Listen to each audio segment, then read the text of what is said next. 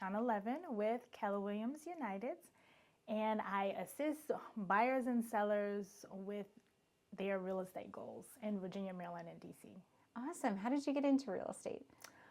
I actually assisted my cousin in real estate. This was many years ago, over 20 years ago, and I was her assistant, and I said, oh, well, I should get my license. I was actually in high school at the time.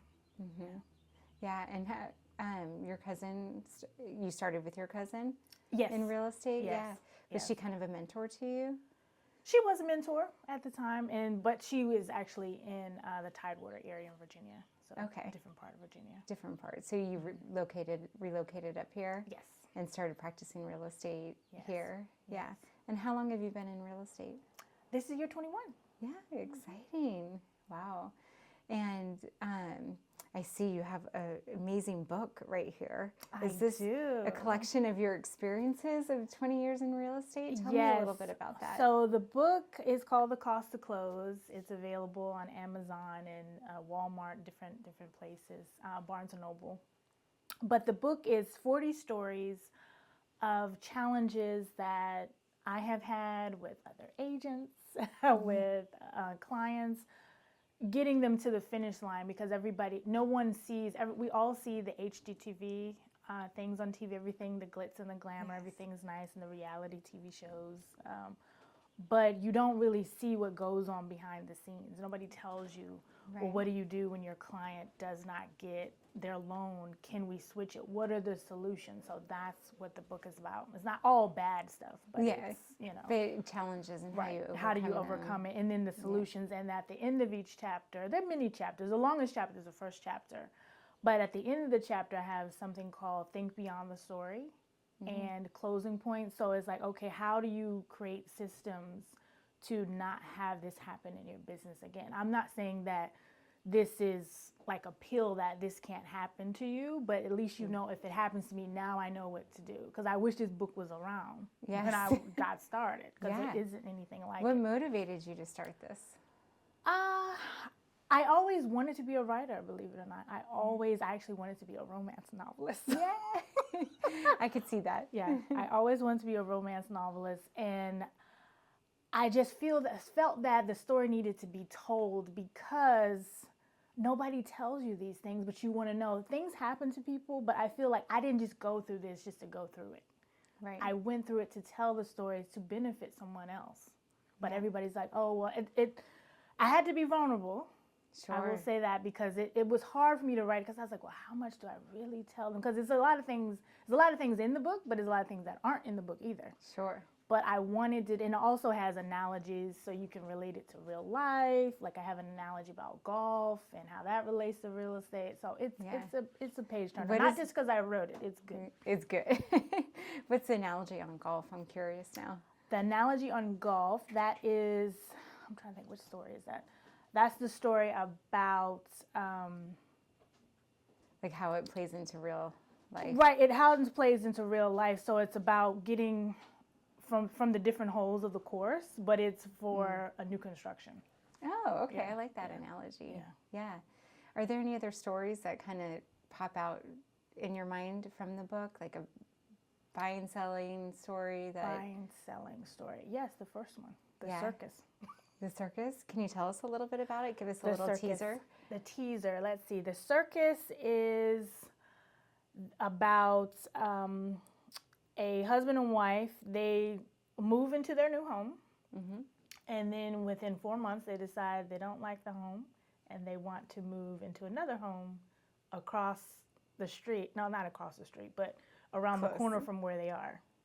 Still same neighborhood, but they like the new house, so they decide to move. So within 9 months, they bought a house, sold that house, and moved into another house. And that's a pretty short time frame. Right, and then they were homeless for a little while, and it was a little bit of drama. So that's the longest chapter, and that's the first chapter. And that's the first chapter. Yeah. But it's very good. What are some of the challenges you're seeing in real estate these days, and how are you overcoming those challenges? Well, the challenges are with, inventory is still tight. Yeah. It's, except in certain areas, is only area right now that has the most listings, I would say, is DC. Yeah. They have over 1,000 right now, which is a lot. Wow. That's a I was surprised they actually had that much. When I looked, I was like, oh, that's a lot. That's a lot. More than all the counties combined. Really? Yeah, because I keep just hearing over and over again how low the inventory is. Very and houses low. in our neighborhood, as soon as they get up, they're going Exactly. pretty Bidding quickly. wars. Yeah. Bidding wars. So I will always tell my clients, you know, in this market, well, you have to be prepared for a bidding war. People say, oh, I don't want to get in the market with a bidding war, but you can't predict that, but you know, you have to be able to, my job is to find them what they want, or find out what they want, and then pull them into reality.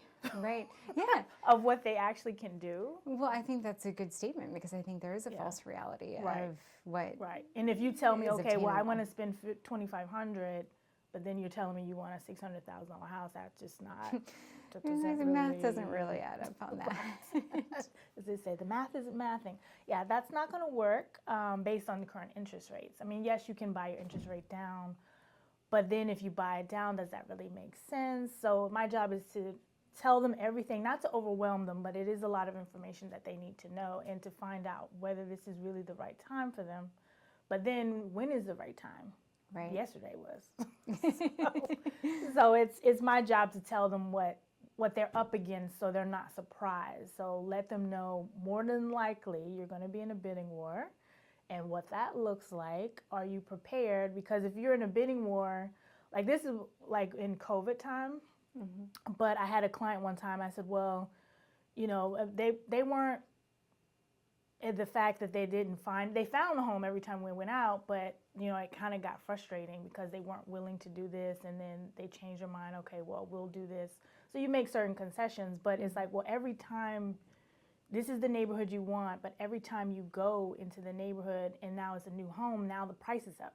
Right. The price increases. So then it's one neighborhood they wanted, they were priced out completely. So then they couldn't even buy. So it's like, could you have just spent the $25,000 and got it in the beginning, but you weren't really willing to do that? So. Yeah. So it's a lot of managing the expectations. Right. Yeah, for sure. Yeah. And how's the recent lawsuit kind of playing into this, and in real estate in general? What are your thoughts on that? Well, it will impact things. I will say this, because I've been doing this a long time. A lot of people got into real estate because they thought it was an easy thing. Now, real estate can be easy, but it can be challenging as well. Of course, yeah. But it will basically help people sharpen their skills, and you have to show your value. Because just like we go to, you know, Nordstrom's, you know, you want, they roll out the red carpet for you. So you need to be able to showcase your value to people and explain, why are they paying you this amount? So that's what agents are going to have to do, which I do. Which you do, yeah. I want to go back to the book for a little bit. Okay. How long did it take you to write all of these stories? 3 years of my life. Yeah. So this was a big passion. Big project. passion, yes. Yeah. And I literally locked myself in my home office to finish it the last 2 months of last year. Yeah. I finished it on my birthday. Oh, how did that feel? Yes, that was a huge accomplishment. Yes. Did you like close it and pour a glass of champagne? I did. Well, I made a martini. But yes. Same thing, right? Right. Poured a cocktail and Right. you were like, wow. Yes, I was like, I'm finished. And then where do you go from there? So you've written it, and then what happens? You have to find someone to publish it? How does it work? I self-published. Okay. Yeah, I got an editor. I self-published. And then I first put it on Barnes & Noble. Uh-huh. And then I had people say, oh, well, you put it on Amazon. So then I decided to put it on Amazon and all the other websites. So it's digital as well as in print. Yeah. Yeah, still waiting for the hardback to get approved. I have one, but. Yeah, this one. Yeah, that's awesome. Yeah. And when was it all finished? How long has it been out? It's been out, when did it come out? March 4th? Yeah. Oh, recent. just like, this is Recent. new. Yeah, this recent. is like, yeah, that's so exciting. Yeah. Congratulations. So this is like book, this is month 2. Yeah. Is it month 2? Yeah, 2 month 2. 2 months. Yeah, that's awesome. I feel like you need to give yourself a nice pat on the back Yes. for that. Yeah, that's a huge accomplishment. Yes. Okay. So tell me a little bit, business-wise, what are you doing for marketing and advertising these days? What's working for you? What's not working for you? What trends are you seeing? Well, I like to do a lot of video, educational, because people need to see, because I'd get a chance for them to see me and then them to tell them about what the market is doing. Yeah. So giving them little snippets of learning. Okay. You know, so if it's something about like a new home buyer program or something that they can do to get their home ready for sale, different things like that. Yeah. Yeah. And kind of guiding them through. Right. Guiding them through that. Yeah. What's not working, I would say, like Facebook marketing. That's a.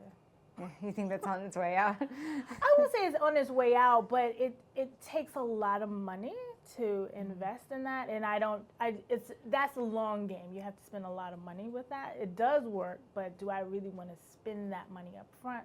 No, I don't. Yeah. Well, I guess it depends on what type of business you have. Sure. Yeah. Yeah. For real estate, I don't think that's it. No. Yeah. And you've been in the business for 21 years, so Right. you've definitely seen all the trends, right? Yeah, I rather, as they say, love on my clients more. If I'm going to spend the money, I'd rather just spend it on them. That's good. Love on your clients a little bit more. Because then I can see where it's going. Yeah. And then I'll get a referral. Yeah. Like, this is somebody I have no idea. That's what I was going to ask next. Yeah. How are you getting your clients in? I would say, from the people I know, a sphere of influence. And that's why they always say work your database. That is a true statement. Yes. And my website, because it's been around a long time, and YouTube. Yeah, and doing those educational videos. Mm-hmm. Yeah. Because people want to know about the area. If you think, like, say if you came from, Arizona and you want to move here, you know nothing about this area at all. And first thing you're gonna do is you're gonna have a payment shock. Yes. It's like, how much you want for a house? People coming from out of state, yeah. How do you navigate that? It's challenging, but I guess prices are a lot more than what they used to be. Mm-hmm. So it is a payment shock, but it's not so much of a payment shock like it was like 10 years ago. Yeah. Where we live, we could spend, $250. Well, and they could have a pool in a backyard. Exactly. Yeah. And it's like, well, I would buy that house if it was a $300,000 house with a pool and a 4-bedroom, 2-car garage. Yes. I want a yard. I want this. Yes. Can we just transplant that into this area? Yes. For $400,000. Right. Yeah. Yeah. But my job is to educate people and tell them, okay, based on what you said, this is what you can do. Is this the right time? Yeah. Maybe, maybe not, and that's fine. Yeah. And then also, is it a good fit? Because I don't want everybody that I meet work with them. Sure, I understand. Because it may not be a good fit. It may not be a good fit. You gotta jive together, and it's a very personal relationship, right? And it's a business relationship. We're bonded. Yes. For how long it's going to take until the end. And you're dealing with people purchasing the biggest investment of their life, right? Very emotional. Yeah. How do you help a client that, I know we talked a little bit about like sticker shock and stuff, but maybe someone that's having to downsize and they can't get what they thought they were going to get. How do you help an emotional buyer? That's challenging. Well, first we have to let them know what reality is. Mm-hmm. This is what we have. And then tell them maybe they may have to, if they can't find anything in their price range, maybe they may have to change home type. It's like maybe you don't need a villa or townhome, maybe a condo may be best. Or maybe a condo might be too much with the condo fee. Maybe a townhome might be best. Or maybe a smaller single family. Yeah. So, and then maybe we need to change the zip code. Yeah. Yeah. Change zip code and manage those expectations. Right. Yeah. Right. And then, you can't dictate the market. The market is what it is. So it's like, well, I show them. It's like, I'm not making this up. I didn't put in some special, filter. So I show them from the MLS. I'm searching with them. I share my screen. This is what we have. This is what we have, and this is and what this you is need it. to wrap your head around. This is it. So, Yeah. But sometimes people, it's tough love, but I'm telling them, I don't want to give them a false sense of what the market is, because then that's going to be more work for me to try to reel them back in with reality. Right. That, so you just kind of lay it out on the table. Yeah. And be tactful, but Of course, yeah. In your 21 years experience, have you had a chance to mentor somebody else? What advice would you have for someone getting into the business? Ooh, that they want to do it? No. You will have to have a lot of patience, and you need to read the book. But yes, beyond that, read the book first. Read the book first. Then. Yes. Well, they might not want to get into real estate. No, I'm kidding. Yeah. No, you need to. In your downtime, you need to beef up, sharpen your skills about knowing the contract, knowing all that stuff, because your emergency when you have that client like, oh, I don't know how to do this, that's not my emergency. You need to already know how to do it. If you're not showing houses, if you're not doing anything, you need to, like you were studying for your exam, you need to know that contract inside and out. You're not doing anything. You're not even writing offers. I would even say, this is what I was told when I got in real estate. Go preview 5 properties, then come home or come to your office or wherever and do competitive market analysis on those to see if they're actually priced correctly. Oh, yeah. So then you will know the market. Yeah. And that's probably a continuing process, right? Because it changes all the time. Yeah. Like especially if you're trying to develop a farm, you should know that market inside and out. Or even the properties near your office, you should know them. You should know what's around your market. Yeah, absolutely. Yeah. How do you feel about home staging these days? I know there's been. Oh, I love home staging. I actually home stage. How do you feel how important is that in the sale of a house? I would say 100%. Yeah. You have to do it. I've just noticed it's more and non-negotiable. more. I've seen so many photos with like the AI staging. Is non-negotiable. Yeah. My clients, they have to do it. Oh, so you make it as you do. Yeah, it's a must. It has to be decluttered. You cannot see, the baby as from they were an infant to 17. Like all that. Oh gosh, has to don't go. walk in my house right now. That has to go. Like we love them. What are your top like 5 things that someone should do? Yeah, for someone to do. Like you said, first like decluttering. Right, decluttering. A lot of people that's a must. Like you have to do that. But declutter, take down personal things. I would say anything related to religion, take that down. Anything we want to make the home as marketable as it can, but we want to make it seem like it's inviting to someone, not that you're just visiting you. They need to feel like they can live there. Right. If they don't feel like they're living there, they're never going to live there. Right. And the first thing we have to do is capture them online. Because if we don't capture them online, they're never coming. Yeah. They might, because it might not be any homes on the market, but so getting those amazing photos. Exactly. Yeah. Has to be professionally. Yes. Photography. Yeah. Because iPhones, like the little. It just doesn't. It's never the same. No. What about paint colors these days? I feel like I'm seeing a lot of like agreeable gray, just like painted throughout the house. I think gray is kind of played out. Yeah, I agree. Yeah, I like whites. Yeah. Which some whites are grays, but agreeable gray, that has to go. Do you recommend people just kind of paint the whole house, start with a blank slate? Depends on the budget, so we can make it. I try to use what they have and try to stage around that, but sometimes it's a must that they paint. Yeah. Like even if I have to roll up my sleeves and do it myself, it needs to be done. Yeah. Yeah. When it's got that like. Yeah, because people don't want to paint. No. Like I showed a house, this was a couple months ago, and the client, it was like, oh, well, we love the house, but it's just every room was a different color. Yes. And they had the 2-story foyer and the 2-story family room. They're like, well, we don't want to paint that. Yeah. That's a lot of money. It adds up. Yeah. Yeah, those and every room was a different color. They had orange, they had green, they had purple in the bedroom. I feel like that was a theme back in the day. Why did we feel the need to paint but this house every wasn't room? that old. Yeah. This house wasn't that old. Yeah, I think it's an old school thing to paint. And then the agent all was the rooms surprised when I called. colors. He's like, oh, what does your client feel about the house? I said, well. They're going to be doing some work? They said that they didn't want it because of the paint. And that client actually decided that they wanted new. Oh, and that's what they did. So it did make a difference on that sale. Yeah. Wow.